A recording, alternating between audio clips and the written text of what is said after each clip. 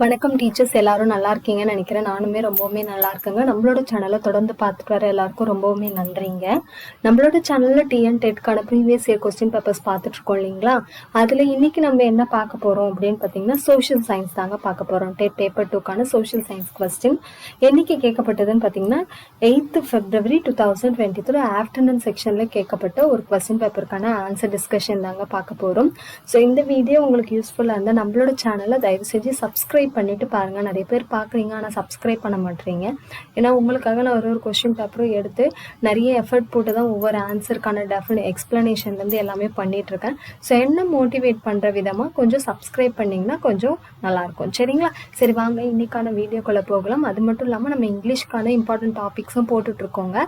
கண்டிப்பா நம்ம பிளேலிஸ்ட்டை செக் பண்ணி பார்த்துக்கோங்க, உங்களுக்கு யூஸ்ஃபுல்லா இருக்கும். சரிங்களா? முடிஞ்ச இந்த கொஸ்டின் பேப்பரோட PDF நான் டிஸ்கிரிப்ஷன் பாக்ஸ்ல ஆட் பண்றேன். அதனால வீடியோ ஃபுல்லா பார்க்காம விட்டுறாதீங்க. ஃபுல்லா பார்த்தாதான் உங்களுக்கு வந்து எக்ஸ்பிளனேஷன் புரியும். சரிங்களா? சரி, வாங்க வீடியோக்குள்ள போகலாம். ஃபர்ஸ்ட் கொஸ்டின் பாருங்க. French East India Company was established இன்.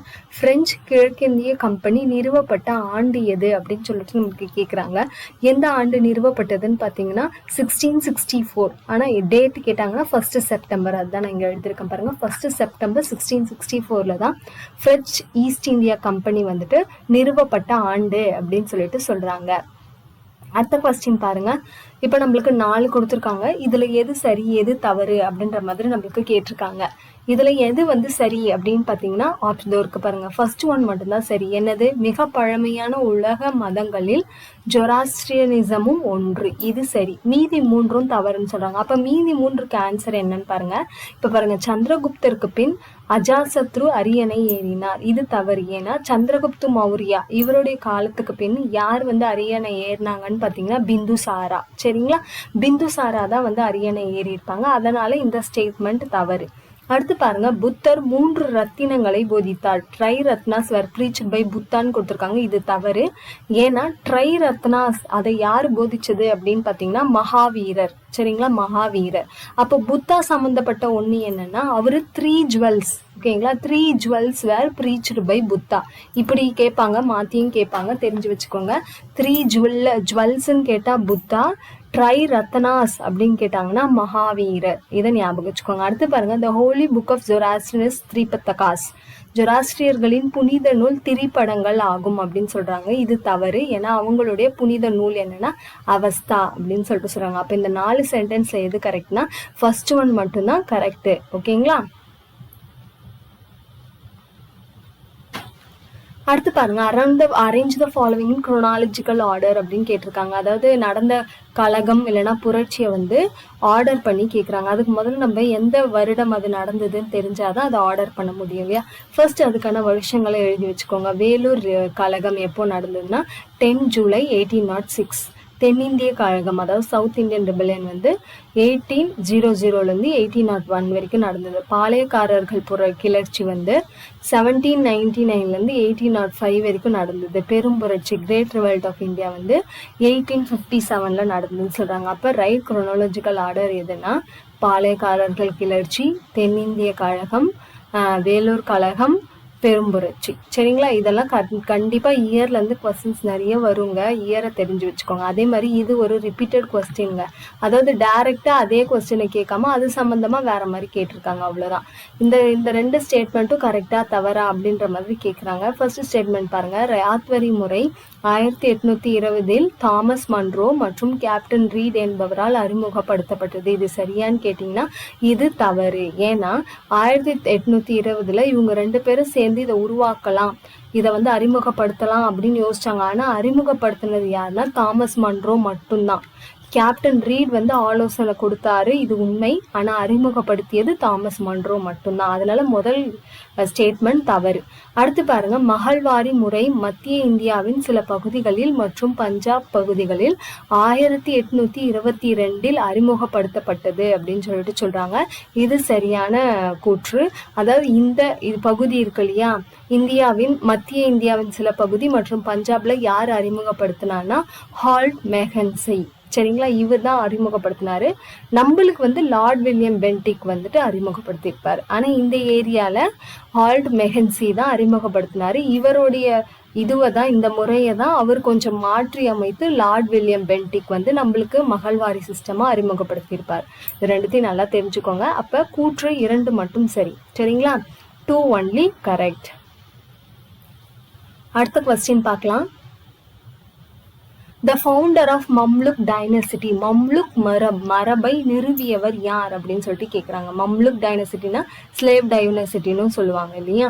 இதை நிறுவியவர் யார் அப்படின்னு பாத்தீங்கன்னா குத்புதீன் ஐபக். குத்புதீன் ஐபக் இவர் யாரு, அதாவது எப்போ வந்து இந்த மம்லுக் டைனசிட்டி அவர் இந்த மம்லுக் மரபை நிறுவினார்னா 1206 அப்பதான் அதை நிறுவினாரு. இந்த குத்புதீன் ஐபக் யாருன்னா ஸ்லேவ் ஆஃப் முகமது கோரி. முகமது கோரினா கோரி டைனாசிட்டியில இருக்க கடைசி ரூலர் தான் முகமது கோரி. அவருடைய அடிமையா தான் இந்த குத்புதீன் ஐபக் இருந்திருப்பார். முகமது கோரி இறந்ததுக்கு அப்புறம் அந்த இடத்த ஆட்சி செய்ய யாருமே இருந்திருக்க மாட்டாங்க. அதனால குத்புதீன் ஐபக் தன்னைத்தானே ஒரு அரசரா நியமிச்சுக்கிட்டு அவர் வந்து ஒரு புது மரபை தோற்றுவிச்சிருப்பாரு. அதுதான் என்னன்னா மம்லுக் மரபு அப்படின்னு சொல்லிட்டு சொல்றாங்க. அடுத்து பாருங்க, dash was the only Sultan who resigned kingship and lived away from Delhi for 3 decades. டிகேட்ஸ்லாம் தெரியும், ஒரு டிகேட்னா 10 வருஷம், அப்ப 3 டிகேட்ஸ்னா 30 வருஷம். சரிங்களா?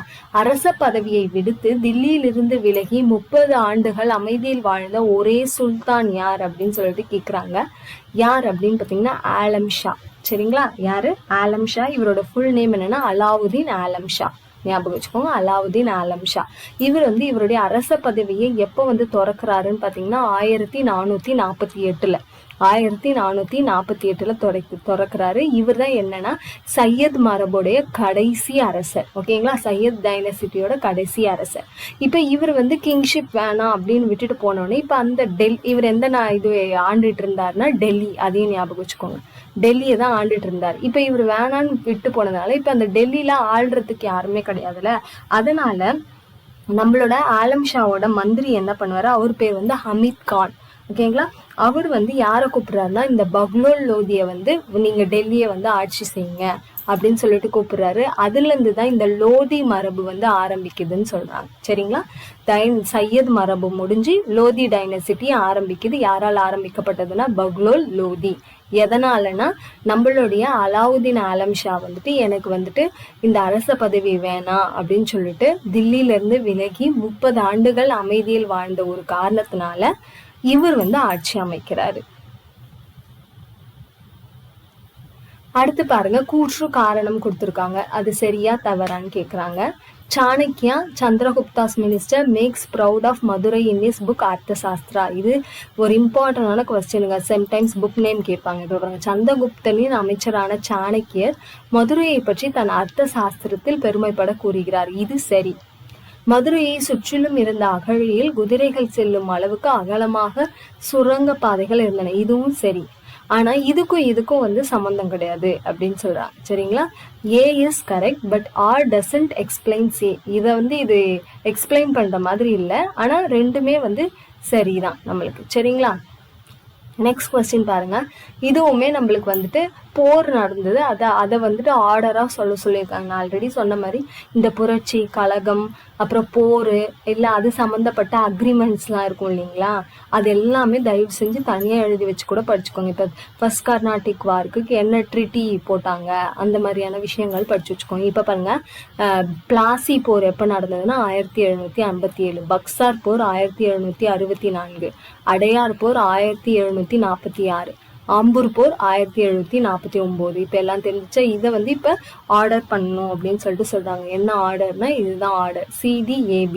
அப்ப அடையார் போர், ஆம்பூர் போர், பிளாசி போர், பக்சார் போர், இதெல்லாம் தனியா எழுதி வச்சுட்டு ரிவிஷன் பர்பஸ்க்கு யூஸ் பண்ணிக்கோங்க.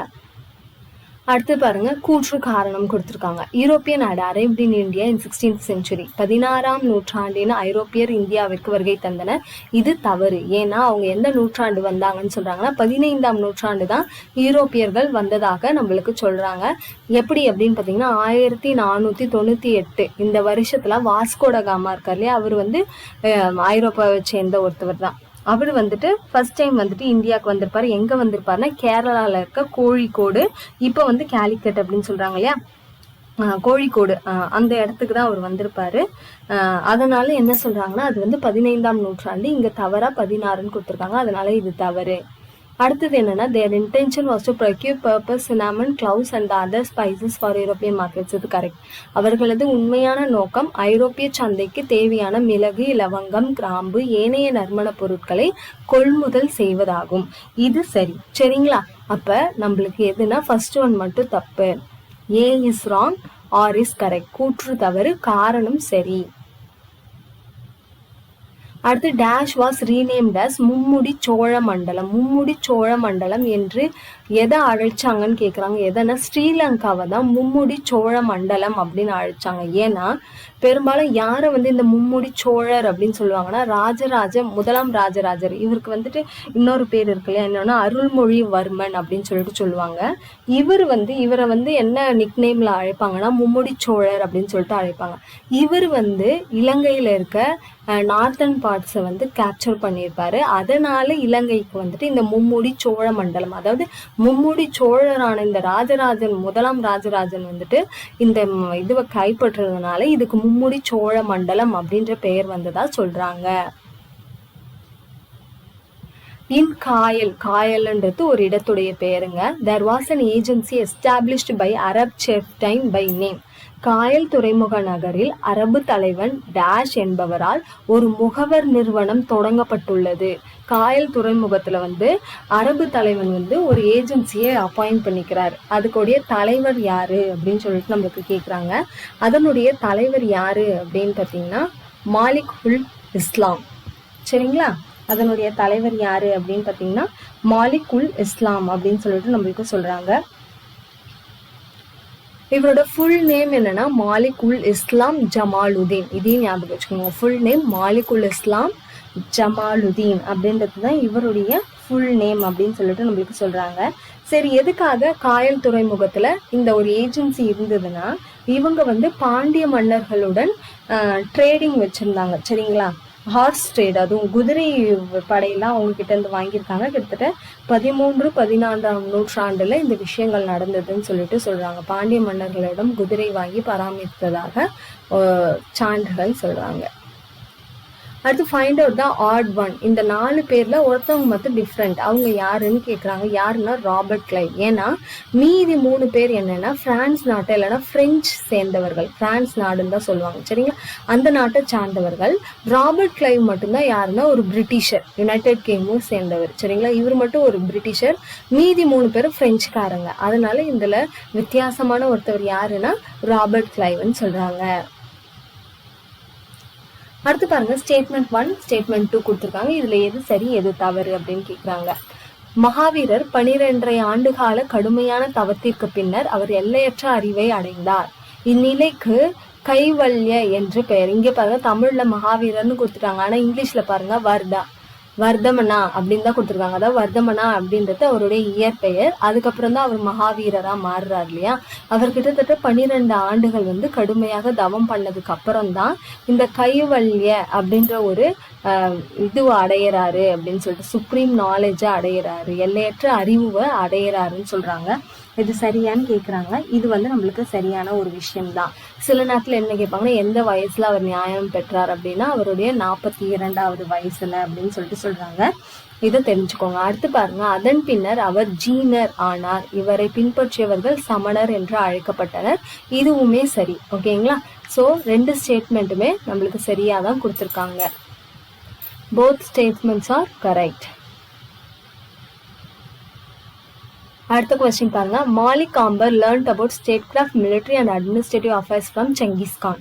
How many ranks Malik Amber got after death of Genghis Khan? Malik Ambar அரசியல், விவேகம், இராணுவம் மற்றும் நிர்வாக விஷயங்களை செங்கிஸ்கானிடமிருந்து கற்றுக்கொண்டார். செங்கிஸ்கானின் மரணத்திற்கு பின்னர் மாலிக் காம்பர் எந்தெந்த பதவிகளை வகித்தார்னா 2 பதவிகளை வகித்தார். ஒன்னு இராணுவ தளபதி, இன்னொன்னு ஆளுநர். இந்த 2 பதவிகளையும் அவர் வகித்தார்னு சொல்றாங்க. நெக்ஸ்ட் இம்பார்ட்டன்ட் கொஸ்டின்ங்க. Vasco da Gama reached Calicut on. Vasco da Gama இப்பதான் கோழிக்கோடுன்னு சொல்றாங்க, அப்போ கேலிக்கட். ஓகேங்களா? வாஸ்கோட காமா டேஷ் என்று கள்ளிக்கோட்டையை அடைந்தார் அப்படின்னு சொல்லிட்டு கேட்குறாங்க. இது நம்ம ஏற்கனவே பார்த்தோம் பாருங்க. ப்ரீவியஸாக யூரோப்பியன்ஸ் வந்து 16th centuryல வந்தாங்கன்னு சொன்னாங்க. அது தவறு, ஏன்னா 15th centuryல தான் வந்தாங்க அப்படின்றத நம்ம பார்த்தோம் இல்லையா. இதெல்லாம் நம்மளுக்கு வந்து எப்போ வந்தாரு அப்படின்ற டேட்டு கேட்டிருக்காங்க. டேட் எல்லாம் தனியாக எழுதி வச்சுக்கோங்க. 20th May 1498 AD. சம்டைம் இங்கே பிசி அப்படின்னு கூட மாற்றி கொடுப்பாங்க ட்விஸ்ட் பண்ணுறதுக்காக. அதை பார்த்து வச்சுக்கோங்க. ஏதோ இவர் கேரளாவில் இந்த கேலிக்கட் இடத்துல தான் முதல்ல வந்து இறங்குறாரு. அடுத்து பாருங்க, what was the period of most famous Chishti saint Sheikh Nizamuddin? மிக பிரபலமான சிஸ்டி துறவி ஷேக் நிசாமுதீனின் காலம் எது அப்படின்னு சொல்லிட்டு கேட்குறாங்க. ஓகேங்களா. இதுக்கான ஆன்சர் என்ன, நம்மளுக்கு டென்டேட்டிவ் ஆன்சர் கீழே இதுன்னு கொடுத்துருக்காங்க. நான் செக் பண்ணும்போது என்னன்னா அவருடைய காலம் என்னன்னா 1238 1325 வரைக்கும் கிட்டத்தட்ட 87 ஆண்டுகள் அவர் வாழ்ந்ததாக சொல்றாங்க. ஆனா நம்மளுக்கு ஆப்ஷன் எதுவுமே அப்படி கொடுக்கல. ஏன் அப்படி கொடுக்கலன்னு எனக்கு தெரியல. உங்களுக்கு புக் சோர்ஸ்ல ஏதாவது இதை பத்தி தெரிஞ்சா எனக்கு இன்ஃபர்மேஷன் சொல்லுங்க. ஆனா நெட் சோர்ஸ்ல நம்மளுக்கு கிட்டத்தட்ட இவர்கள் 87 ஆண்டுகள் வாழ்ந்ததா இருக்கு ஷேக் நிசாமுதீன். அடுத்த கொஸ்டின் பார்க்கலாம். Control over the seas facilitated a flourishing overseas trade by whom? யாருடைய கடற்பகுதிகளின் மீதான கட்டுப்பாடு கடல் கடந்த வணிகம் செழித்தோங்க உதவியது? யாருடைய காலகட்டத்துல கடல் வணிகம் வந்து ரொம்பவுமே அதிகமா இருந்தது அப்படின்னு சொல்லிட்டு கேட்குறாங்க. யாருடைய காலகட்டத்துலன்னு சொல்றாங்கன்னா சோழர்களுடைய காலகட்டத்துல. சரிங்களா. கிட்டத்தட்ட 3ஆம் நூற்றாண்டுலேருந்து 13ஆம் நூற்றாண்டு வரைக்கும் இந்த கடல் வணிகம் வந்து பரவி இருந்ததா சொல்றாங்க. சோழர்களுடைய காலகட்டத்துல தான் இந்த வணிகம் வந்து ரொம்பவே சிறப்பாக நடைபெற்றதா சொல்றாங்க. Who was first appointed people for land survey to levy task during later Chola? பிற்கால சோழர்கள் ஆட்சியில் வரி நிர்ணயம் செய்வதற்கான முதலில் நிலத்தை அளக்க நில அளவையாளர்களை நியமித்தவர் யார் அப்படின்னு சொல்லிட்டு கேட்குறாங்க. யார் வந்து முதல்ல இந்த மாதிரி ஒரு போஸ்ட் கொடுத்தது அப்படின்னு பார்த்தீங்கன்னா நம்மளுடைய ராஜராஜன் 1. சரிங்களா. முதலாம் ராஜராஜன் இவர் தான் வந்துட்டு எப்போ அப்பாயிண்ட் பண்றாரு? 1001 AD. அப்போதான் வந்துட்டு இந்த வரியெல்லாம் வாங்கணுன்றதுக்கு ஒருத்தர் அப்பாயிண்ட் பண்றாங்க. இப்போ அவங்க வந்து ஒரு டீமா இருப்பாங்க இல்லையா. அந்த டீமுக்கு என்ன பேர் சொல்லியிருக்காருன்னா புறவு வரி திணைக்களம் அப்படின்ற ஒரு பெயரும் வச்சிருக்காரு. புறவு வரி திணைக்களம் அப்படின்றதையும் ஞாபகம் வச்சுக்கோங்க. முதலாம் ராஜராஜன். இது ரிப்பீட்டட் கொஸ்டின். ஏற்கனவே நம்ம பார்த்துருக்கோம். Major responsibilities of Ashtapradhan. அஷ்ட மந்திரிகள், அதாவது அஷ்ட அதிகாரிகள் இருப்பாங்க இல்லையா. 8 பேர், அஷ்டம்னா 8ன்னு நினைக்கிறேன். இது மராத்தா கிங்டம்ல இருக்கிற அவங்க அதிகாரிகளுக்கு அவங்க வைத்த பெயர் என்ன அப்படின்ற மாதிரியான கொஸ்டின் தாங்க இது. சரிங்களா. ஸோ இது ரிப்பீட்டட் கொஸ்டின், பார்த்து வச்சுக்கோங்க. ஏற்கனவே இதை நம்ம பார்த்துருக்கோம். இதுக்கு ஆப்ஷன் பாருங்க ஏ. அப்ப அமர்த்தியா அப்படின்னா என்னன்னா நிதி அமைச்சர். வாக்கிய நாவிஸ் அப்படின்னா என்னன்னா உள்துறை அமைச்சர். சுமந்த் அப்படின்னா வெளியுறவுத்துறை. சேனாதிபதினா தளபதி. அடுத்து பாருங்க, which is the correct sequence order in Chalukya administration? சாளுக்கியரின் ஆட்சி நிர்வாக பிரிவில் சரியான வரிசை தொடரை தேர்ந்தெடுக்கவும். இது என்னன்னா நம்மளுக்கே தெரியும் இல்லையா. இப்ப நம்ம சொல்றோம் இல்லையா, கண்ட்ரி, அடுத்தது ஸ்டேட்டு, அடுத்தது டிஸ்ட்ரிக்ட், இந்த மாதிரி வருது இல்லையா. அந்த ஆர்டர் கேட்குறாங்க. ஒரு நாடு, அதுக்கப்புறம் மாவட்டம், அந்த மாதிரி ஒரு ஆர்டர் கேட்குறாங்க சாளுக்கியர்களுடைய ஆட்சி காலத்துல. அப்ப இதுக்கான ஆர்டர் என்ன சொல்றாங்க அப்படின்னு பார்த்தீங்கன்னா இதுதான். ராஷ்டிரம், விஷயம், நாடு, கிராமா. சரிங்களா. இந்த ராஷ்டிரம்னா கவர்னர்கள் ஆட்சி செய்யக்கூடிய இது. அதுல இருந்து ஒரு குட்டியானது தான் இந்த விஷயம். அடுத்தது என்னன்னா நாடு. இந்த கிராமனா வில்லேஜஸ் தான் கிராமா அப்படின்னு சொல்லிட்டு சொல்றாங்க. நாடுனா டிஸ்ட்ரிக்ட், இதுனா ஸ்டேட். அந்த மாதிரி ஞாபகம் வச்சுக்கோங்க. அடுத்த கொஸ்டின் பாருங்க. the National Human Rights Commission was established. நிறைய இந்த மாதிரியான ஜென்ரல் கொஸ்டின்ஸும் நம்மளுக்கு வரும். இது புக்ல இருக்குதான், இருந்தாலும் இதெல்லாம் ரொம்பவுமே இம்பார்ட்டன்ட். தேசிய மனித உரிமை ஆணையம் அமைக்கப்பட்ட ஆண்டு எது அப்படின்னு சொல்லிட்டு நம்மளுக்கு கேட்குறாங்க. எந்த ஆண்டு பார்த்தீங்கன்னா 1993. ஞாபகம் வச்சுக்கோங்க, 1993. சரி, எப்போ ஆரம்பிக்கப்பட்டாங்கன்னு டேட்டு கேட்டாங்கன்னா October 12. அதையும் ஞாபகம் வச்சுக்கோங்க. October 12, 1993. அடுத்து இது இம்பார்ட்டன்டான ஒரு கொஸ்டினுங்க. The Calcutta high court is the oldest high court in the country. நல்ல ஞாபகம் வச்சுக்கோங்க. இதை கூட ஒரு கொஸ்டினை கேட்பாங்க. இந்திய நாட்டின் மிக பழமையான உயர் நீதிமன்றம் எது? கல்கத்தா உயர் நீதிமன்றம். அதை நிறுவப்பட்ட ஆண்டு எது அப்படின்னு சொல்லிட்டு கேட்குறாங்க. அதை நிறுவப்பட்ட ஆண்டு எது அப்படின்னு பார்த்தீங்கன்னா 1862. சரிங்களா? 1862. எப்போதுன்னா 1 ஜூலை 1862. நெக்ஸ்ட் கொஸ்டின் நம்ம பார்க்கலாம். Which is an informal body of senior ministers who form the nucleus of administration? நிர்வாகத்தின் மைய கருவை உருவாக்கும் மூத்த அமைச்சர்களின் முறைசாரா அமைப்பு எதுன்னு கேட்குறாங்க. அது என்னன்னா கேபினட் மினிஸ்டர், ராசாங்க அமைச்சர்கள். சிவிக்ஸ்லாம் நீங்கள் கொஞ்சம் இதை எக்ஸ்பிளனேஷனுக்கு வேலை இல்லை, சில விஷயங்கள்லாம் நம்ம அண்டர்ஸ்டாண்ட் பண்ணி படிச்சு தான் ஆகணும். சரிங்களா? Who introduced the local self-government in independent India? சுதந்திர இந்தியாவில் உள்ளாட்சி அமைப்புகளை அறிமுகப்படுத்தியவர் யாருன்னு கேட்குறாங்க. ஸோ டைரக்டாக நம்மளுக்கு யாருன்னா லார்ட் ரிப்பன் தான். அதாவது இவர் இண்டிபெண்டன்ஸ் வாங்கிறதுக்கு முன்னாடியே இந்த விஷயத்தை வந்து அறிமுகப்படுத்தினாரு. அதில் சில விஷயங்களை மாற்றி நம்ம வந்து சுதந்திரம் பெற்றதுக்கு அப்புறம் அதை ஃபாலோ பண்ணிட்டு வரோம். அதனால இவர் தான் முதல்ல வந்துட்டு இந்த உள்ளாட்சி அமைப்பு அப்படின்ற ஒரு விஷயத்த கொண்டு வந்தவர் இந்த லார்ட் ரிப்பன், இல்லைன்னா ரிப்பன் பிரபு அப்படின்னு சொல்லிட்டு சொல்றாங்க. நெக்ஸ்ட் பாருங்க. The Obak logo designer Svoboda belongs to which country? இதே ஒரு கொஸ்டினா கேட்கலாம். இந்த ஒபக் இலச்சினை உருவாக்கியவர் யார் அப்படின்னு சொல்லிட்டு. முதல்ல இந்த ஒபக் அப்படின்னா என்னன்றது தெரிஞ்சாதானே அந்த லோகோ பத்தி நம்மளுக்கு தெரியும். ஒபக் அப்படின்னா என்னன்னா Organization of Petroleum Exporting Countries. Organization of Petroleum Exporting Countries. இதனுடைய லோகோவை உருவாக்கியவர் யாருன்னா ஸ்வபோடோ. இவர் எந்த நாட்டை சார்ந்தவர்னு கேட்குறாங்க. ஆஸ்திரியா. சரிங்களா? ஆஸ்திரியா நாட்டை சார்ந்தவர் தான் இந்த ஒபகோவோ அப்படின்னு சொல்லிட்டு சொல்றாங்க. எப்போது இது அந்த லோகோவை டிசைன் பண்ணாருன்னா 1969. ஓகேங்களா? இந்த பெட்ரோலியம் எக்ஸ்சேஞ்ச் கண்ட்ரீஸ்க்கான ஒரு லோகோவை டிசைன் பண்ணது 1969. Who was the first women president in India? இது எல்லாருக்கும் தெரிஞ்ச ஒரு கொஸ்டின் தான். பிரதிபா பாட்டில். இதுவே ஃபர்ஸ்ட் பிரைம் மினிஸ்டர்னு கேட்டாங்கன்னா யாரை சொல்வீங்கன்னா இந்திரா காந்தின்னு சொல்வீங்க இல்லையா? ஸோ ஃபர்ஸ்ட் விமன் பிரசிடென்ட் அப்படின்னா யாருன்னா பிரதிபா பாட்டில். இவங்க வந்து ஆட்சி செய்த ஆண்டு என்ன அப்படின்றது கேட்டிங்கன்னா 2007. சரிங்களா? 2007லேருந்து 2012 வரைக்கும் இந்தியாவோட பிரசிடெண்ட்டாக இருந்திருக்காங்க. இவங்க தான் முதல் பெண் குடியரசு தலைவர். அடுத்த question. For the first time the President's rule was imposed in Punjab. இது வந்து ரொம்பவுமே இம்பார்ட்டன்ட் கொஸ்டின். இந்தியாவின் முதலாக குடியரசுத் தலைவர் ஆட்சி பஞ்சாபில் நடைமுறைப்படுத்தப்பட்ட ஆண்டு. பஞ்சாப்ல இப்ப வரைக்குமே கிட்டத்தட்ட 8 தடவை வந்துட்டு குடியரசுத் தலைவர் வந்து ஆட்சியில வந்திருக்கிறதா சொல்றாங்க. ஆனா முதல்ல எப்போ வந்து குடியரசுத் தலைவர் ஆட்சிக்கு வந்தாரு அப்படின்னு பாத்தீங்கன்னா 1951. ஓகேங்களா? டேட் கேட்டாங்கன்னா 20th ஜூன். சரிங்களா? 20th June 1969. அது ஞாபகம். 1951 சாரி. கிட்டத்தட்ட இப்ப 8 தடவை வந்துட்டு இது வரைக்கும் குடியரசுத் தலைவருடைய ஆட்சி வந்து பஞ்சாப்ல நடந்திருக்குன்னு சொல்றாங்க. நெக்ஸ்ட் பாருங்க. The word civis derived from which language? civis என்ற சொல் எந்த மொழியிலிருந்து பெறப்பட்டதுன்னா லத்தீன் மொழியிலிருந்து பெறப்பட்டது. லத்தீன்ல வந்து சிவிகஸ் அப்படின்ற வார்த்தையை தான் நம்ம சிவிஸ் அப்படின்னு சொல்றோம். CIVICUS. இது பாருங்க. அந்த கல்கட்டாவோட இது இருக்குல்ல, அதோட கண்டினியூஷன் கொஸ்டின் தான் இது. In 1862 the high courts were originated in India. 1862 இந்தியாவில் உயர்நீதிமன்றங்கள் நிறுவப்பட்ட இடங்கள் என்னென்ன அப்படின்னு சொல்லிட்டு கேட்குறாங்க. நம்மளுக்கு கன்ஃபார்மா ஒன்று தெரியும், கல்கத்தாலன்ட்டு.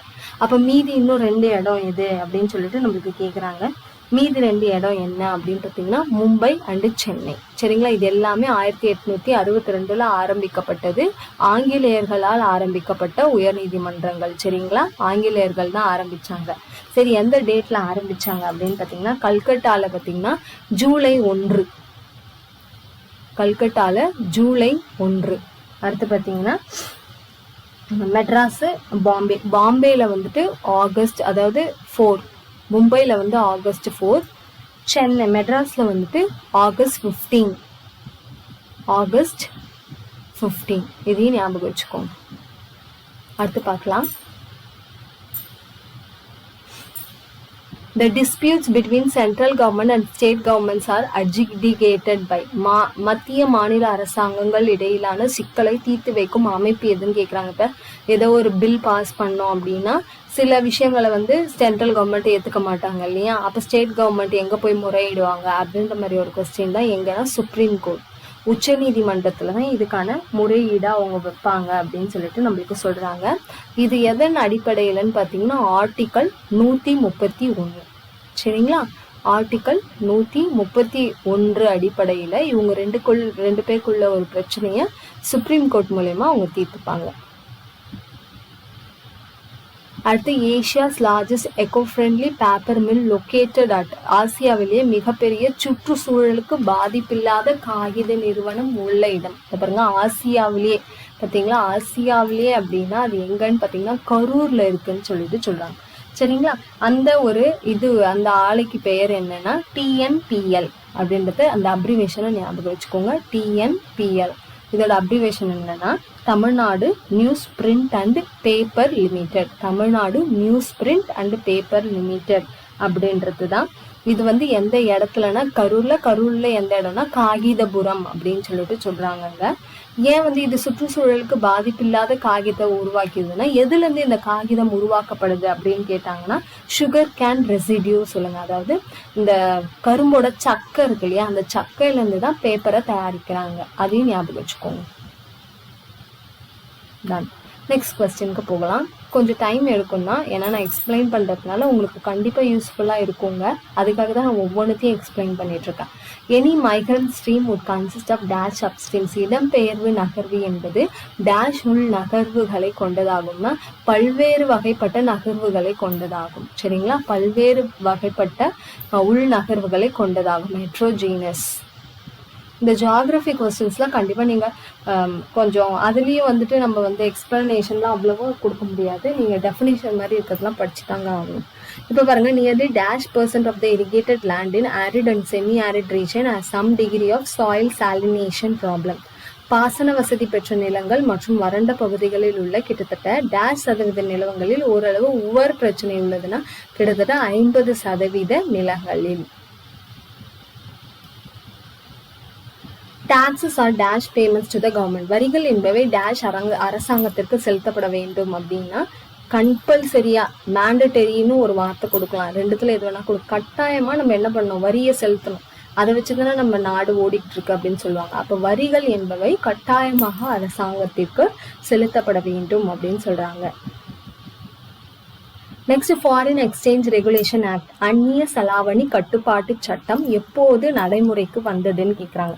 எந்த டேட்ல இருந்து இது நடைமுறைக்கு வந்தது அப்படின்னு சொல்லிட்டு கேட்குறாங்க. எந்த டேட்லன்னு பார்த்தீங்கன்னா January 1, 1974. சரிங்களா, January 1, 1974 இது அப்பதான் வந்து செயல்முறைக்கு வந்தது. ஆனா அதை வந்து என்ன சொல்றது, இன்ட்ரடியூஸ் பண்ணலாம் அப்படின்னு நினைச்சது வந்து 1973ல அந்த ப்ராசஸ் எல்லாமே முடிஞ்சிச்சு. இப்போ ஜிஎஸ்டி எப்படி வந்துட்டு 3 மாசத்துக்கு முன்னாடி இந்த மாதிரி இந்த டேட்ல நாங்க கொண்டு வர போறோம் அப்படின்னு சொன்னாங்களோ, அந்த மாதிரி 1973லயே இந்த ஒரு ஆக்டை கொண்டு வர போறோம்னு சொல்லிட்டாங்க. ஆனா அதை முறைப்படுத்தினது January 1, 1974.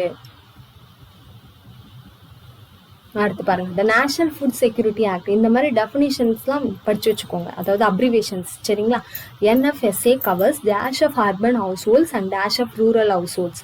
தேசிய உணவு பாதுகாப்பு சட்டம் NFSA டேஷ் நகரப்புற குடும்பங்களையும் மற்றும் டேஷ் கிராமப்புற குடும்பங்களையும் உள்ளடக்கியதாகும். எத்தனை பெர்சன்டேஜ் அப்படின்னு சொல்லிட்டு நம்மளுக்கு கேட்குறாங்க. எத்தனை பெர்சன்டேஜ்னு பார்த்தீங்கன்னா 50% அர்பன் ஹவுஸ் ஹோல்ட்ஸையும் 75% ரூரல் ஹவுஸ் ஹோல்ட்ஸையும் சேர்ந்தது அப்படின்னு சொல்லிட்டு சொல்றாங்க. அடுத்த கொஸ்டின் பாருங்க, who defined money is what money does. பணம் எதை செய்கிறதோ அதுதான் பணம் என்று வரை விளக்கணம் தந்தவர் யார்? பணம் எதை செய்யுதோ அதுதாங்க பணம் அப்படின்னு சொன்னவர் யாருன்னு கேக்குறாங்க. யாருன்னா வாக்கர். இவரோட ஃபுல் நேம் என்னன்னு சொல்றாங்கன்னா Francis Amasa Walker. Francis Amasa Walker. இவர் வந்து ஒரு எக்கனாமிஸ்ட் அப்படின்னு சொல்லிட்டு சொல்றாங்க.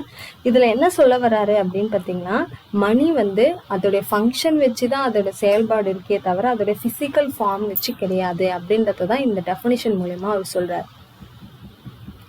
நெக்ஸ்ட் விரிவாக்கம் கேட்பாங்கன்னு சொன்னாலே ICDS அப்படின்றதுக்கான விரிவாக்கம் என்ன அப்படின்னு சொல்லிட்டு நம்மளுக்கு கேட்குறாங்க. இதுக்கான விரிவாக்கம் என்ன அப்படின்னு பார்த்தீங்கன்னா இன்டகிரேட்டட் சைல்டு டெவலப்மெண்ட் சர்வீசஸ், ஒருங்கிணைந்த குழந்தைகள் மேம்பாட்டு சேவைகள் அப்படின்னு சொல்லிட்டு நம்மளுக்கு சொல்றாங்க. சரிங்களா?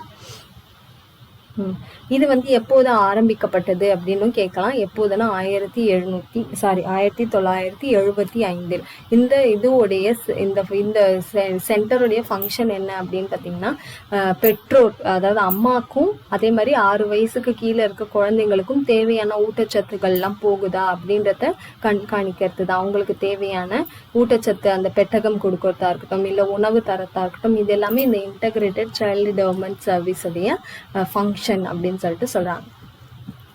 The isolated residual hills rising from their surroundings without the erosional work of wind.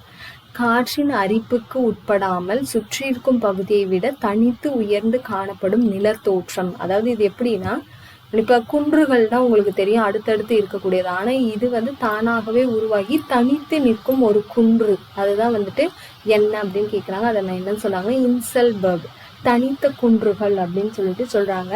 இது வந்து சில இடங்கள்ல இருக்கு. இந்த ஜெர்மன் அப்படின்னு இந்த இன்சல் அப்படின்னா என்னன்னு சொல்றாங்கன்னா ஐலாண்டுன்னு சொல்றாங்க. இது வந்து ஒரு ஜெர்மன் வார்த்தை. இன்சல்னா ஐலாண்டு, பர்க் அப்படின்னா என்னன்னா குன்று, மவுண்டெயின் அப்படின்ற ஒரு அர்த்தம் இருக்குன்னு சொல்றாங்க. இது சில இடங்கள்ல இருக்குன்னு சொன்னேன் இல்லையா, அதுல இந்தியால எங்க இருக்கு அப்படின்னு பார்த்துக்கோங்க. இதை எழுதி வச்சுக்கோங்க. ஒருவேளை எங்க இருக்கு அப்படின்னு கேட்கறதுக்கான வாய்ப்புகள் இருக்கு இல்லையா, அதுக்காக தான் நான் எழுதுறேன், வேற ஒண்ணுமே கிடையாதுங்க. தெரிஞ்சுக்க வேணாம்னு நினைச்சிக்கினாலும் உங்களோட ஒப்பீனியன் தான். செவன் துர்கா அப்படின்னு சொல்றாங்க, சாவன் துர்கா. இதுதான் வந்து இந்த இன்சல்பர்குக்கான ஒரு எக்ஸாம்பிள் இந்தியால இருக்கு. அடுத்து பாருங்க, which of the following is not correctly matched? கீழ்கண்டவற்றுள் எது தவறாக பொருந்தியது அப்படின்னு கேட்கறேன். இப்போ இந்த ட்ரோபோஸ்பியர், ஸ்ட்ராட்டோஸ்பியர், அதாவது வளிமண்டல கீழடுக்கு, நீலடுக்கு, இது எல்லாமே உங்களுக்கு தெரியல அட்மாஸ்பியரோட லேயர்ஸ், அதாவது வளிமண்டலத்துல இருக்கிற இந்த அடுக்குகள் அப்படின்னு சொல்லிட்டு சொல்லுவாங்க. அதுல தவறானது எதுனா இந்த மீசோஸ்பியர். மேக்னட்டோஸ்பியர் கிடையாது. இடையடுக்கு காந்தக்கோள் வராதுன்னு சொல்றாங்க. Pick out the statement which is untrue about cylindrical equal area projection. சமதூர உருளை கோட்டு சட்டம் பற்றிய தவறான வாக்கியத்தை தேர்ந்தெடுக்கவும் அப்படின்னு சொல்லிட்டு கேட்குறாங்க. இதுல எது தவறான வாக்கியம் அப்படின்னு சொல்லிட்டு நம்மளுக்கு கேட்குறாங்க. எது தவறு அப்படின்னு பார்த்தீங்கன்னா 4வதா கொடுத்துருக்கிறது தான் தவறுன்னு சொல்றாங்க. தீர்க்க ரேகைகளுக்கு இடைப்பட்ட தூரம் சமமற்று காணப்படுகிறது, இது தவறு. ஏன்னா அது சமமா தான் காணப்படும் சொல்றாங்க. மெரிடியன்ஸ் ஆர் ஈக்குவலி ஸ்பேஸ்ட், ஆனா இங்க சமமற்றதுன்னு கொடுத்துருக்காங்க, அதனால இது தவறானது. அடுத்து பாருங்க, dash warm current flowing along the North West coast of North America keeps the coast ice free. வட அமெரிக்காவின் வடமேற்கு கடற்கரை பகுதியில் நகரும் டேஷ் வெப்ப நீரோட்டம் அப்பகுதியில் பனி உறையாமல் இருக்க காரணமாகிறது அப்படின்னு சொல்லிட்டு கேக்குறாங்க. அந்த இதுக்கு பேர் என்னன்னு சொல்றாங்கன்னா அலஸ்கா. சரிங்களா? இந்த இதுக்கு பேர் என்னன்னு சொல்றாங்க, அலஸ்கா. அடுத்த கொஸ்டின், இது ஏற்கனவே நமக்கு ப்ரீவியஸ் இயர் கொஸ்டின்ல கேட்கப்பட்ட ஒரு question. If it is 1 AM at London what would be the time in India? அப்போ நம்ம என்ன பண்ணணும்னா +5:30 ஆட் பண்ணிக்கணும். சரிங்களா? 5:30 ஆட் பண்ணிக்கிட்டோம் அப்படின்னா நம்மளுக்கு என்ன வரும்னா 6:30 AM. அடுத்து பாருங்க, the long narrow steep sided depressions formed by tectonic force beneath the abyssal plains are known as. கடலடி சமவெளியின் அடிப்பகுதிகளில் ஏற்படும் புவித்தட்டு நகர்வு சக்தியால் உருவாகும் மிக நீளமான குறுகிய செங்குத்து சரிவுடைய ஆழமான பகுதி எவ்வாறு அழைக்கப்படுகிறதுன்னு கேட்குறாங்க. அது என்னன்னு சொல்றோம்னா ஓஷன் ட்ரென்ச்சஸ், அகழி அப்படின்னு சொல்லிட்டு சொல்றாங்க. சரிங்களா? இதுக்கு இன்னொரு பேர் என்னன்னா ஓஷன் டீப்ஸ்ன்னு சொல்லுவாங்க. டீப்ஸ்னாலும் என்ன சொல்றது, அதிகமான பள்ளம் பெற்றது இல்லையா, ஓஷன் டீப்ஸ்ன்னு சொல்லுவாங்க. அதை ஞாபகம் வச்சுக்கோங்க. அடுத்து பாருங்க, the 3 fundamental components of the sustainable development include. பேண தகுந்த மேம்பாட்டின் 3 அடிப்படை கூறுகள் என்ன அப்படின்னு சொல்லிட்டு கேட்குறாங்க. 3 கூறுகள் என்னன்னா சுற்றுச்சூழல், பொருளாதாரம் மற்றும் சமூகம் அப்படின்னு சொல்லிட்டு சொல்றாங்க. இது இன்னும் சொல்லணும்னா இந்த economic growth, social inclusion and environmental protection. இதுதான் சுற்றுச்சூழல், பொருளாதாரம் மற்றும் சமூகம். இது எல்லாமே பேணத்தகுந்த மேம்பாட்டின் 3 அடிப்படை கூறுகள். The standard time of Sydney city in Australia is found to be at a difference of dash hours from that of GMT. எவ்வளோ நேரம் டிஃப்ரென்ஸ் வருதுன்னு சொல்றாங்கன்னா +10 மணி நேரம். சரிங்களா, +10 மணி நேரம். Next பாருங்க, find odd one with regard to the properties of cylindrical equal area projection. சமபரப்பு உருளை கோட்டு சட்டத்தின் பண்புகளில் ஒன்று மட்டும் தவறானது அப்படின்னு சொல்றாங்க. எது அது தவறானது அப்படின்னு கேக்குறாங்க. எதுனா மூன்றாவதா இருக்கிறதுல இது வந்துட்டு தவறானது அப்படின்னு சொல்றாங்க. இக்கோட்டு சட்டத்தின் அச்சக ரேகைக்கு இடைப்பட்ட தூரம் புவி இடை கோட்டிலிருந்து துருவத்தை நோக்கி செல்ல செல்ல குறைகிறதுன்னு சொல்றாங்க. பாருங்க, குறைகிறது அல்ல, இது என்னன்னா இன்க்ரீஸ் ஆகும், அதிகரிக்கும் அப்படின்றதுதான் சரியானது. இங்க குறைகிறதுன்னு சொல்லியிருக்கிறதுனால இதுதான் வந்து தவறான ஒன்றுன்னு சொல்றாங்க. அடுத்த கொஸ்டின் பார்க்கலாம். The outer core and inner core is separated by. புவி கருவின் வெளிக்கரு மற்றும் உட்கரு ஆகியவற்றை பிரிப்பது, அந்த பவுண்டரி எல்லைக்கு என்ன பேர்னா லேமன் பவுண்டரி. சரிங்களா, அந்த எல்லைக்கு பேர் என்னன்னு சொல்றாங்கன்னா லேமன் பவுண்டரி அப்படின்னு சொல்றாங்க. இல்லைன்னா இதுக்கு இன்னொரு பேர் என்னன்னு சொல்றாங்கன்னா புல் அண்ட் டிஸ்கண்டினியூவிட்டி. சரிங்களா, புல் அண்ட் டிஸ்கண்டினியூவிட்டி, இதையும் ஞாபகம் வச்சுக்கோங்க. அடுத்து identify the correct statement from the following. கொடுக்கப்பட்டுள்ள வாக்கியத்தில் சரியான வாக்கியத்தை தேர்ந்தெடுக்கும். இப்ப எல்லாமே வந்து ஒரே கொஸ்டின் தான், வேற வேற மாத்திருக்காங்க. என்னன்னா எது வந்து உலகின் மிகச்சிறந்த மீன் பிடித்தளம் அப்படின்னு கேக்குறாங்க. எது வந்து உலகின் மிகச்சிறந்த மீன் பிடித்தளம் அப்படின்னு கேக்குறாங்க. அது எதுனா Grand Bank. Grand Bank is one of the leading fishing grounds in the world அப்படின்னு சொல்றாங்க. ஸோ இதை ஞாபகம் வச்சுக்கோங்க. அடுத்து our solar system orbits the centre of the Milky Way galaxy at about dash km/h. நமது சூரிய குடும்பம் பால்வழி அண்டத்தின் மையத்திலிருந்து 1 மணி நேரத்திற்கு டேஷ் கிலோமீட்டர் வேகத்தில் சுற்றுகிறது. இதை 3 விதமா இந்த கொஸ்டினை கேட்கலாம். இப்ப நம்மளுக்கு என்ன கேட்டிருக்காங்கன்னா கிலோமீட்டர்ல கேட்டிருக்காங்க. கிலோமீட்டர்னா இதுதான், ஓகேங்களா. என்ன இதுன்னு பாருங்க, 828000. சரிங்களா, இது வந்து km/h. ஒருவேளை நம்மளுக்கு மைல்ஸ் பர் ஹவர்லையும் கேட்கறதுக்கான வாய்ப்புகள் இருக்கு. மைல்ஸ்/h கேட்டாங்கன்னா 515, இதையும் ஞாபகம் வச்சுக்கோங்க, 51530. இதுதான் வந்து மைல்ஸ்/ஹவர்ல ஒரு கொஸ்டின். சரிங்களா, km/h கேட்டாங்கன்னா இது, மைல்ஸ்/ஹவர்னு கேட்டாங்கன்னா இது. இதுல இன்னொரு கொஸ்டின் என்ன நம்மளுக்கு கேட்கலாம் அப்படின்னா, இந்த சூரிய குடும்பம் பால்வெளி அண்டம் இருக்கு இல்லையா, இந்த சூரிய குடும்பம் வந்து இந்த பால்வெளி அண்டத்தை சுற்றி வர எடுத்துக்கொள்ளும் டைம், ஓகேங்களா, என்ன டைம், எவ்வளவு நாள் அது சுற்றி வர அந்த 1 ஆர்பிட் முடிக்கிறதுக்கு அப்படின்னு பார்த்தீங்கன்னா கிட்டத்தட்ட 230 மில்லியன் இயர்ஸ் அப்படின்னு சொல்றாங்க.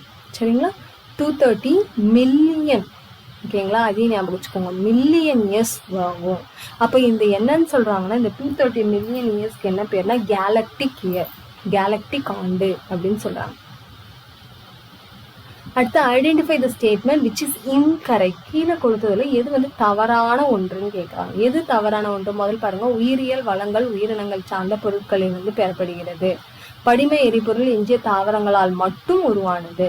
துராலுமின் என்பது அலுமினியம் மற்றும் தாமிரத்தின் கடின மற்றும் மெம் உலோக கலவை. உலோக வளங்கள் உலகத்தால் ஆன வளங்கள். இது தவறானது எதுனா செகண்ட் தான். ஏன்னா fossil fuel are formed by dead remains of plants only. தாவரங்கள் மட்டும் கொடுத்தது தவறு. ஏன்னா இதுல அனிமல்ஸோட இதுவும் வரும், விலங்குகளுடைய எஞ்சிய இதுவுமே இதுல வரும், ஓகேங்களா. இப்ப இந்த fossil fuels எல்லாம் என்ன அப்படின்னு தெரியல. இப்ப இந்த நிலக்கரி, எண்ணெய், அப்புறம் நேச்சுரல் கேஸ், இது எல்லாமே நம்ம fossil fuelsன்னு சொல்லுவோம். அடுத்து பாருங்க, the boundary between the sun's interior and the solar atmosphere is called. சூரியனின் உட்பகுதிக்கும் சூரிய வளிமண்டலத்திற்கும் இடைப்பட்ட எல்லை பகுதி டேஷ் என அழைக்கிறோம். அது ரெண்டுத்துக்கும் உள்ள இடைப்பட்ட எல்லை பகுதியை என்னன்னு சொல்றோம்னா போட்டோஸ்பியர், ஒளி மண்டலம். சரிங்களா, ஒளி மண்டலம். அடுத்து பாருங்க, which one of these is correctly matched. கீழ்காணும் எந்த ஒரு இணை சரியாக பொருந்தியுள்ளது. இங்க என்ன கொடுத்துருக்காங்கன்னா குகைகள் கொடுத்துருக்காங்க, அது இருப்பிடம், அந்த குகை எங்க இருக்கு அப்படின்றத நம்மளுக்கு கொடுத்துருக்காங்க. இதுல எது வந்து சரியா பொருந்திருக்குன்னு கேக்குறாங்க. எது சரியா பொருந்திருக்குன்னா போரா குகைகள், விசாகப்பட்டினம். விசாகப்பட்டினம் எங்க இருக்குன்னு உங்களுக்கு தெரியல, ஆந்திர பிரதேஷ், ஓகேங்களா, அங்க இருக்கிறது தான் இந்த போரா குகைகள்னு சொல்றாங்க. சரி, இப்ப இந்த மீதி 3 கேட்கறதுக்கான வாய்ப்புகள் இருக்கு இல்லையா, அப்ப இது சரியா எங்க இருக்குது அப்படின்றதையும் நீங்க தெரிஞ்சு வச்சுக்கோங்க. இந்த குப்தாதாம் குகைகள் இது எங்க இருக்குன்னு சொல்றாங்கன்னா கைமு ஹில்ஸ் பீகார், கைமு ஹில்ஸ் பீகார்ல இருக்கு. அடுத்து இந்த பாண்டவ் கேவ்ஸ், இந்த பாண்டவ் கேவ்ஸ் மங்களூரு கர்நாடகால இருக்கு. சரிங்களா? இன்னும் ஒண்ணு எது, இந்த குதும்சார் கேவ்ஸ் எங்க இருக்குன்னா சத்தீஸ்கர்ல இருக்கு. அடுத்து பாருங்க, which of the following consists of only the developed countries? பின்வருவனவற்றில் எது வளர்ச்சி அடைந்த நாடுகள்னு கேட்கலாம். நம்ம என்னது, வளர்ந்து கொண்டிருக்கும் நாடு நம்பலாம் இல்லையா? ஆனா வளர்ச்சி அடைந்த நாடு கீழே கொடுத்ததுல எது அப்படின்னு கேக்குறாங்க. எதுனா இந்த 5 நாடுகள், Australia, Canada, France, Germany, Italy. இது எல்லாமே என்னது, வளர்ச்சி அடைந்த நாடுகள். Next, dropping of guanos bird is a source of. குணோ பறவையின் எச்சமானது டேஷின் மூலமாகும் அப்படின்னு. அந்த எச்சத்துல எது அதிகமா இருக்கு அப்படின்னு பாத்தீங்கன்னா 2 இருக்கு. ஒண்ணு பாஸ்பேட் அதிகமா இருக்குன்னு சொல்றாங்க, இன்னொன்னு என்னன்னா நைட்ரஜன். ஓகேங்களா? இது ரெண்டுமே அதுல அதிகமாக காணப்படுகிறது அப்படின்னு சொல்லிட்டு சொல்றாங்க. The place where 2 trade winds meet, 2 வியாபார காற்று அமைப்புகள் சந்திக்கும் பகுதி. அந்த சந்திக்கும் பகுதி என்னன்னு சொல்றாங்க, இன்டர் டிராபிக்கல் கன்வர்ஜென்ஸ் ஜோன், வெப்பமண்டல இணைப்பு பகுதி. இது அப்ரிவேஷன்லயே நம்மளுக்கு கேட்பாங்க, ITCZ அப்படின்னா என்னன்னு சொல்லிட்டு அப்ரிவேஷன்ல கேட்கறதுக்கான வாய்ப்புகளும் இருக்கு. இதுக்கு இன்னொரு பேரும் இருக்கு நம்மளுக்கு. சரிங்களா? ஒருவேளை இன்னொரு பேர் கூட நம்மளுக்கு கொடுக்கலாம். இன்னொரு பேர் என்னன்னு சொல்றாங்கன்னா டோல்ட்ரம்ஸ். ஓகேங்களா? இந்த இன்டர் டிராபிக்கல் கன்வர்ஜென்ஸ் ஜோனுக்கு இன்னொரு பேரு டோல்ட்ரம்ஸ். அடுத்து பாருங்க, in following plain areas which is the new alluvial plain. கீழ்காணும் சமவெளியில் புதிய வண்டல் மண் சமவெளி, அதாவது புதிதாக உருவாகின ஒரு வண்டல் மண் சமவெளி எது அப்படின்னு கேக்குறாங்க. எதுனா காதர் பிளெயின், காதர் சமவெளி அப்படின்னு சொல்லிட்டு சொல்றாங்க. சரிங்களா? காதர் பிளெயின், காதர் சமவெளி. அடுத்து பாருங்க, which of the following tribes is belong to Australia? பின்வருவனவற்றுள் எப்பழங்குடியினர் ஆஸ்திரேலியாவை சேர்ந்தவர்கள்னா அப்ரிஜியன்கள். இவங்க தான் ஆஸ்திரேலியாவுடைய பூர்வ பழங்குடி மக்கள் அப்படின்னு சொல்லலாம். Dash is the covering of snow and ice on the ocean of poles. துருவ பகுதிகளில் உள்ள கடலில் படர்ந்துள்ள பனி மற்றும் பனிக்கட்டிகளை எவ்வாறு அழைக்கிறோம் அப்படின்னு பாத்தீங்கன்னா ஐஸ் கேப்ஸ். சரிங்களா? எவ்வாறு அழைக்கிறோம் அப்படின்னு பாத்தீங்கன்னா ஐஸ் கேப்ஸ், தமிழ்ல பனிக்கவிகை.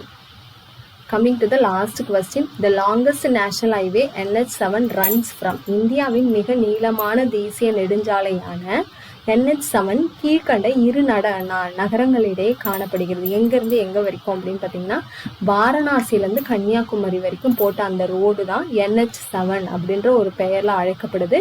வாரணாசி எங்க இருக்குன்னு தெரியல, உத்தரப்பிரதேஷ்ல இருந்து கன்னியாகுமரி தமிழ்நாடு வரைக்கும். இதுதான் இந்தியாவின் மிக நீளமான தேசிய நெடுஞ்சாலை. அதுக்கு பேரு NH4, நேஷனல் ஹைவே 7. ஓகேங்களா? இது வாரணாசி டு கன்னியாகுமரி போட்டிருக்காங்கன்னு சொல்லிட்டு சொல்றாங்க. ஸோ டீச்சர்ஸ், இந்த வீடியோ கண்டிப்பாக உங்களுக்கு யூஸ்ஃபுல்லாக இருக்கும் நான் நம்புகிறேன். கண்டிப்பாக யூஸ்ஃபுல்லாக இருந்துச்சுன்னா என்னோட சேனலை கொஞ்சம் சப்ஸ்கிரைப் பண்ணிக்கோங்க. தேங்க்யூ ஃபார் வாட்சிங். அண்ட் மேலும் இது சம்மந்தமாக ஏதாவது கொஸ்டின்ஸ் இருந்தால் கமெண்ட்டில் சொல்லுங்கள். நிறைய பேர் இந்த கொஸ்டின் புக்கில் எந்த லெசனில் இருக்குது அப்படிலாம் கேட்குறீங்க. நான் ஒரு சப்ஜெக்ட் வீடியோ போடுற மாதிரி இருந்தால் நான் 6th to 10th ஃபுல்லாக கம்ப்ளீட்டாக படித்து உங்களுக்காக ஒரு கொஸ்டினும் எந்தெந்த டேர்மில் இருக்குன்னு சொல்ல முடியும்.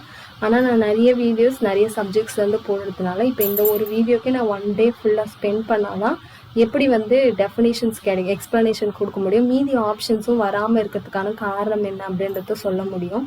நான் இப்போ இதை திருப்பி ஃபர்ஸ்ட்லேருந்து நான் 6th to 10th படித்து ஒவ்வொன்றத்தையும் தேட எடுக்கணும் அப்படின்னா நம்மளுக்கு டைம் இல்லை. அதுக்காக தான் நான் வெறும் இது மட்டும் சொல்கிறேன். Sorry for that and thank you.